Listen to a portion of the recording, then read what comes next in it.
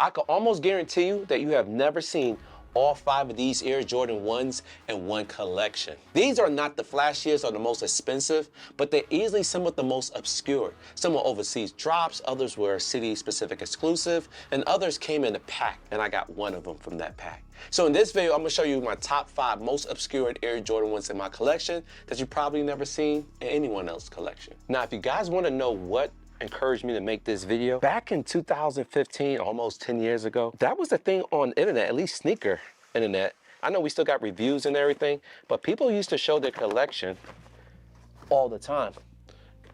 I remember there was like a channel that was dedicated for collection videos. People showed their pickups, people showed everything that they had, and it was dope to see. It was literally satisfying. Now we're in a day and age where everything's like fast paced. People don't got the time to stomach it.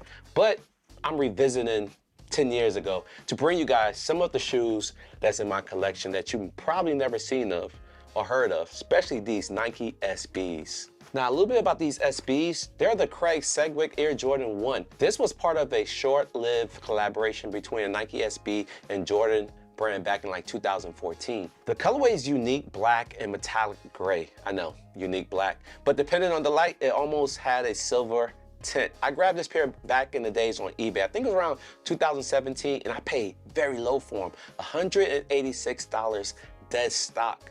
And one thing people overlook, this pair came in one of the wildest Air Jordan box I ever owned. Not ever, because obviously I collect a lot more after that, but it was unique. Back in the days, it was getting the red Nike sign with the predominantly all black box. It's mostly black, but it's coming green, blue streaks that match the design language of the shoe. You just don't see boxes styles like these anymore, especially the SB line. And I got a few Nike SBs that came out after this pair. And there was another pair that came out before this. I think it was the Lance Mountain. That shoe was different. You just don't see this style shoe anymore, especially on someone's feet. It's one of those pairs you just never gonna run into. And this shoe aged like fine wine. The outsole still milky, somewhat, but it aged with the shoe. Classic, and everything's still dead stock on this pair. And the next pair was an exclusive overseas release. I had this pair in my collection for the longest, never rocked it.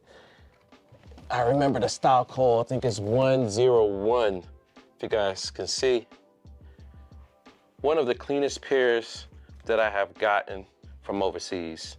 And these are the yellow ochre. Anyways, there's one of the 4 shoes that came in the best hand in the game pack. And this pair came exclusively from overseas along with the red pair. I think it was called the Track Red. You couldn't get this shoe in the States. A supporter of mine from Holland reached out right before they dropped it, and he offered to grab a pair for me. And I was like, do it, please, thank you. He sent it with a handwritten note, which I still have today. This is it right here. To Frank Nitty, peace and love, and he's left his IG. Not sure if he's still on IG. And on top of that, he also submitted a return label, like I had an opportunity to return the shoe from the United States to Holland. I mean, I was gonna keep it, whether it's fit or not. It was dope for him to look out for me. And surprisingly, he asked me, yo, can you grab a pair of those clay greens? And I obliged. I'm like, yo, facts, if they still have in my area, and they did. So I was able to pick up a pair of clay greens for him at my local Jimmy Jazz. It was crazy because they had that shoe sitting for a whole day. They only had one size, and it was his size. So I grabbed it and shipped it to him. It was a straight up sneakerhead exchange. One hand washes the other. The type of sneaker support back in the days was crazy. This is what makes this pair special to me, because someone from overseas reached out and shipped it to me. Maybe I could have got it on StockX, but the mere fact that a supporter helped me out, that was dope. And I'm super grateful for these. I don't even think I would ever sell them, trade them, or give them away. Now the next pair is bananas. This was from the MTM pack. If you guys know what that was a collaboration between 3 superstars. In a sense, Michael Jordan, Tinker Hatfield, and Mark Parker. And probably 2 of them you probably recognize, but Mark Parker, if you don't, he was the CEO of Nike back until 2020. Then they replaced him with someone else. Now they got a different person. But besides the point, these are the MTM, and it was literally named after their first initials. And like I mentioned, this shoe came in a pack, so it was literally 2 shoes in there. It came with the Air Jordan 29 and the Air Jordan 1. But what makes this pack crazy is they swap out the materials. The 29 got the leather upper, and the Jordan 1 was built with like a fly knit fuse. The same material the 29 actually used, and hence the reason the swap of material. And there's one seamless piece. The Air Jordan 1, you cannot feel any stitching or overlay whatsoever. It's just a woven, durable, fly knit body. I found these Air Jordan 1 Solo on eBay by themselves, not in a pack, and I paid $294 back in 2017. It was DS, but the outsole is a little yellow from oxidation, which happens over a period of time to icy soles, so not a big deal. Still, a crazy pair of history that barely anyone ever talks about or ever wear. So I'm happy to have these in the collection, and I think this shoe may reign as one of the longest shoes I ever keep. And people may argue the 29s that this came with, the sibling of this shoe, say it was one of the best basketball shoes to ever play ball in. Y'all let me know in the comments down below. Now, this shoe, I don't think anyone ever talks about. I mean, I have not seen much people review this shoe since it came out. Even the day it came out, I don't even think people bought this shoe or reviewed it. If it did, I didn't see the videos, but I had to have it. I was collecting Air Jordan 1s for every release since 2015, 2016, and this was a must-have. So when I found these on eBay for a great price, I had to get it, y'all. I had to cop. And by looking at the box, you probably would never guess what this is, but I guarantee you, you probably have an issue. If you did, it's been years. These are the Air Jordan 1 Lost Pimeados, dropped back in 2017 as part of the Latin Heritage Month. The artwork on this pair was done by a Brazilian artist by Pomb, P-O-M-B, never heard of him, but he designed it, and it featured laser etched graphics across the upper. It also came with a dust bag, which was premium material. Now, I don't care much about dust bags. Give me my Air Jordan 1 and I'm good. But the quality on this pair is fantastic. I mean, it's like corduroy. It's dope. Now, I copped these on StockX back then. No one really wanted them. I even used a $20 discount off this pair. Back then, StockX was giving you discounts, so I signed up using another account and I got $20 off, and I ended up paying $174 ship. There was DS, of course, unworn, never touched, and I had it in the collection since. And to this day, I have never seen anyone rocking this pair out in public. I don't even know if people have this shoe in their collection. I mean, how many people remember this shoe? That's the better question, man.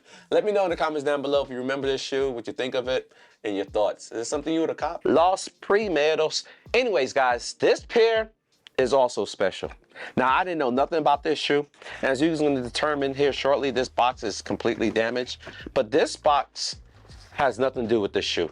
I mean, no special box, nothing of that nature. But what lies inside is probably a shoe you would never get, at least from this store. And I'm going to tell you a little history about this shoe. Now, these are the Air Jordan 1 Jumpman LA. This was an LA exclusive, only available at one particular store, which is now closed. I think it was located on the Flight 23 store in California. Even have the address on the back of the hill. And what's wild is that the address on the back of the hill, you can literally Google map that and see if that store actually exists. And this is literally like stamped or screen printed on. Anyways, a homie of mine's got these. Y'all know who he is. Cool Kicks came through with these pairs. Salute to him. And it was discounted, which was even crazier. Apparently, they were sitting in the back of the house of that store, and they just discounted, and there he goes. He grabbed a pair for me, sent it over. The rest is history. The box may be beat up, but these shoes are clean. And they're numbered. And my pair is number 1 out of, now I literally forgot what I paid, but I know it wasn't much. Between me and Cool, be helping people save money, so he would have looked out and I would have paid a low. I know that for a fact. But anyways, this is a piece of LA sneaker history, and not many people knew about this shoe or the existence. They may know the Jumpman Flight 23 store closed. Quick clarification. This pair actually dropped under the Foot Action banner at the downtown LA Jumpman store. But since Foot Action shut down, Foot Locker took over the branding. So the store's still open, just no longer a Foot Action collab. That's what makes this shoe unique. You can't replicate the release because the partnership is gone. But to get this pair, like years after the shoe release, you're not gonna get a pair like this again. And they're predominantly white, so you're probably gonna see beat up pairs if anyone have actually put their feet in them. This shoe is literally a piece of history that would never replicate itself ever again. So guys, there you have it. So these 5 shoes are my most obscured Air Jordan 1s in my collection. You're probably never gonna see this again in anyone's collection. Now let me know in the comments down below if you guys have seen these shoes in person, or you own any of these, or maybe, just maybe, there's someone who's watching this who probably own all 5. I doubt it, but let me know in the comments down below. I mean, people don't do videos like this anymore. It used to be fun back in the days watching what people had in their collection.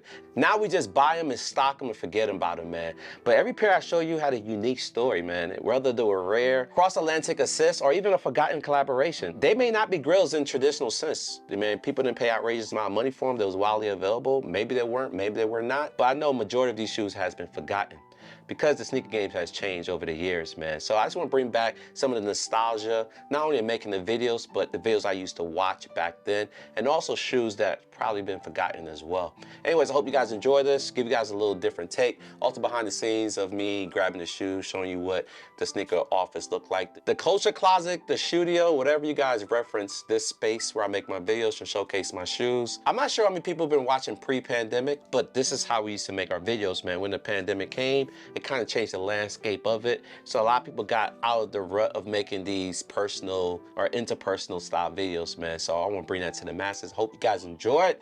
And let me know what type of style videos you like. I got a lot of Jordan 1s.